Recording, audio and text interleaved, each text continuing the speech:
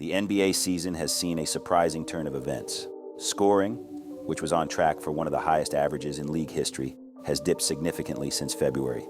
Before February 22nd, teams were averaging an impressive 115.6 points per game, putting them on pace to challenge records. This scoring average would have been the sixth highest ever and the highest since the much faster-paced 1969-70 season, where games averaged 20 more possessions. Remember during the first half of the season, when it seemed like players were dropping 50 and 60 points almost every week at one point? It was happening too often to the point that the fans, the media, and the so-called old heads were voicing their opinions on how bad it is. At this point, it's starting to become very disturbing because it's no effort defensively, right? It's almost to the point where it's like guys are saying, take the ball out, hurry up, take the ball out. If they make it, let's hurry up and get it out and go, outlet. Like, this is bad basketball defensively. The officiating is the worst we've seen, and the league has become so lenient on scoring that multiple players are scoring over 30 points per game. After the All-Star game, none of the viewers were happy with the result, and they let the whole NBA hear about it. And this led to Adam Silver's attention, where they began an investigation if scoring is becoming a problem. And now, I don't know if they really had a secret meeting behind the scenes, but so far it's been good to see. I mean, we just witnessed the Knicks hold 3 opponents under 80 points since 2012 after all this. Now, before y'all say anything, I'm not saying I want the league to be back to low-scoring games like this every night, but it was nice to see them just play ball and actually play some defense without the refs choking on the whistle. These 3 games are an example that the league could be on the right track and is cooking something up. While points per game have dipped compared to the season's early months, which is down to 112.8 for the period February 1st to March 17th, but this decrease is particularly eye-catching because scoring typically rises throughout the season, with only a dip possible around the trade deadline and All-Star break. The dip in scoring might be due, in large part, to a decrease in free throw opportunities. On average, teams combined for 45.6 free throw attempts per game through the end of January. Since the All-Star break, that number has dropped to 40. There's been speculations and theories about influences on officiating styles within the league, whether it's gambling or personal ref-to-player bias. But the source of this shift remains unclear, so let's just focus on the observable results. See, even a subtle change in officiating appears to have had significant consequences during the games. It's important to acknowledge that statistics suggest a change, but don't offer a strong proof.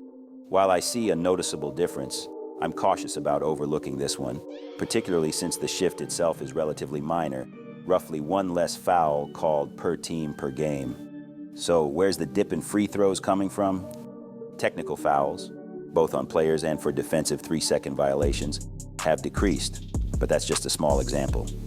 The real culprit lies in shooting fouls, and fouls committed by the team in the bonus situation. Both categories are down significantly because before the All-Star break, games averaged nearly 20.5 shooting fouls called per game. Since the break, referees just called just a bit under 18 shooting fouls called in a single game. This shift in officiating seems to be leading to a free-flowing game and a faster pace. With fewer fouls being called on defenders, this lets the teams keep their momentum on both ends on the floor. The drop in free throw attempts is interesting, but there could be explanations beyond officiating changes that we don't know of. One theory is that star players known for drawing fouls, like Joel Embiid, Jimmy Butler, and Trae Young, missed significant stretches. This would technically lead to fewer fouls called, so there's some validity to this idea. When the so-called foul merchants are out, their teammates get the opportunity to take those shots. While replacements might not draw fouls as frequently, they'll still generate some. Although the 76ers saw their free throw attempts per game drop by nearly 9 during Embiid's absence, it's safe to say that a small percentage of the league-wide decrease can likely be attributed to certain players being sidelined. Fewer scoring opportunities in transition and on the offensive glass might also contribute to the decline in free throw attempts. The previous analysis indicated that a significant portion of the decrease in free throw attempts stems from a decline in shooting fouls. This reduction appears consistent across most areas within the three-point line, especially for corner threes. However, the percentage decrease for corner threes translates to a relatively small number, around 5 fewer fouls called since February. Within the 2-point zone is where the most significant drop occurred in the floater range, which is the area in the paint outside the restricted zone. This, combined with the decrease in fouls on drives, and suggests, but doesn't definitively prove, a potential shift in officiating regarding defensive plays. Earlier in the season, NBA.com data showed referees calling fouls on drives at a rate near 7.5%. However, that number has dipped to around 6.5% since February. Similar to the overall drop in free throw attempts, the type of player driving to the basket seems to be a factor. Star players like Embiid and Young, like we mentioned earlier, have been sidelined with injuries recently. This decrease in their presence likely contributes to the decline in free throw attempts. If foul calls on drives maintained their earlier rate, there could have been roughly 250 more fouls called. This suggests that around 12% of the free throw attempt decrease can be linked to the absence of these high-impact offensive players. Analyzing scoring trends reveals two key factors. Data suggests possessions with free throws are several seconds shorter than those without.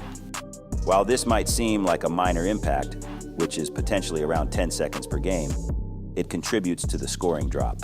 Secondly, there's a league-wide slowdown in overall pace. Interestingly, both free throw and non-free throw possessions have been taking slightly longer since the All-Star break. When combined with fewer free throw opportunities, it translates to roughly 2 fewer possessions per team across a full game. This decrease in possessions explains the remaining 4 points per game drop in scoring. The impact of rule changes varies by player, and we'll explore specific examples shortly. This is unsurprising, and as adjustments to the officiating landscape naturally favor certain skill sets of a player. Looking closer, individual free throw attempts often reflect changing circumstances more than league-wide trends. For instance, Grant Williams' surge in attempts coincides with a significant increase in his ball handling duties in Charlotte. His time of possession jumped to 10% compared to his limited role playing in Dallas, which he only had 6.1% time of possession.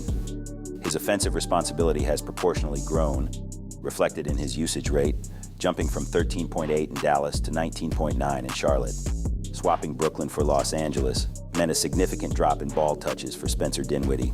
His time of possession plummeted from nearly 30% to 11.2%, fitting into the LeBron James-centered Lakers offense. This shift also led to a noticeable decline in his ability to draw fouls. However, the current officiating style seems to be impacting players unevenly.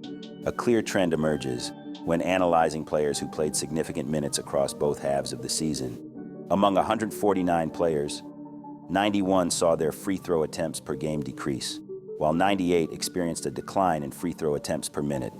But there are a few exceptions to this trend. DeMar DeRozan, for instance, has seen a remarkable increase of nearly 3.1 free throw attempts per game after the All-Star break.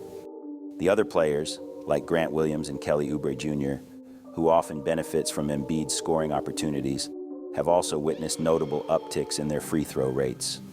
The biggest losers in terms of free throw attempts are Damian Lillard and Steph Curry, who are both averaging around 3 fewer trips to the line per game. Spencer Dinwiddie, Bam Adebayo, and De'Aaron Fox have also seen their attempts dip by more than 2 per contest. Interestingly, the decline doesn't seem to target specific player types. Other foul merchants like James Harden, Jalen Brunson, and Emmanuel Quickley have actually seen a slight bump in free throws, while guys like Luka Doncic and Austin Reeves have been hit hard, with their attempts dropping by over 1.5 and 1 less trip per game, respectively. What have we seen so far? Well, the data we looked at reveals 2 key points. Firstly, as discussed earlier, it strongly suggests a recent shift in officiating across various games. This, unsurprisingly, has had a more significant impact on certain teams and players, with consequences potentially unfolding throughout the season and playoffs. Secondly, and perhaps more intriguing, 1 less foul call per team per game. This has resulted in a far greater decrease in scoring than the additional free throws themselves would suggest. But still, a lot of us are unsure on how long this will last. But do you think this will carry on throughout the season and start a change on the current NBA landscape? Type down your opinions below on the comments section.